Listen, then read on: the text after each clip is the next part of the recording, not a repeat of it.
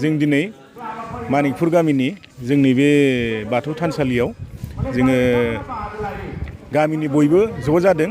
मानो होनना बुङोब्ला दिनै जोंनि बाथौ धोरोमनि जोनोम सान, दिनै मागो दाननि नैथि मंगलबार। बे नैथि मंगलबारखौ जोंनि दुलाराय बाथौ धोरोम गौथुमा नांथाब नाजानायनि गेजेरजों दिनैनि सानखौ जोनोम सान हिसाबै लानानै बे सानखौ आसाम सरकारा जिहेतु बन्द' हिसाबै स्वीकृतिबो होबाय।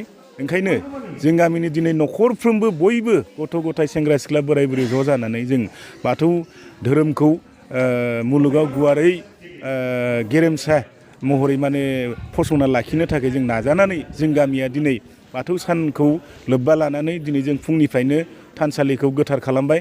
थानसालिखौ गोथार खालामनायनि उनाव जोङो नैथि हाबाफारि हिसाबै फिरफिला बिर होबाय। गामिनि बाथौ सामलाय आफादनि आफादगिरि हिसाबै फिरफिलाखौ बिर होबाय जोङो।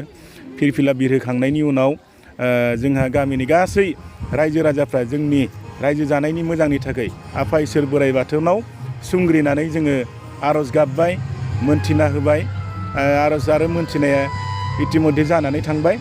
दा आर'ज आरो मोनथिना होखांनायनि उनाव जोङो गामिनि उन्दै उन्दै सेंग्रा सिख्लाफोरखौ जोंनि बाथौ धोरोमनि सोमोन्दै एसे आरो मोजाङै माने बयबो बाहागो लानो मोजाङै सिबिनो हानायनि थाखाय सेंग्रा सिख्लाफोरनि गोसोआव सोना होनो थाखाय जोङो गामियाव बाथौ आर'ज खन्नायनि मोनसे जोङो बादायलायनाय होदों।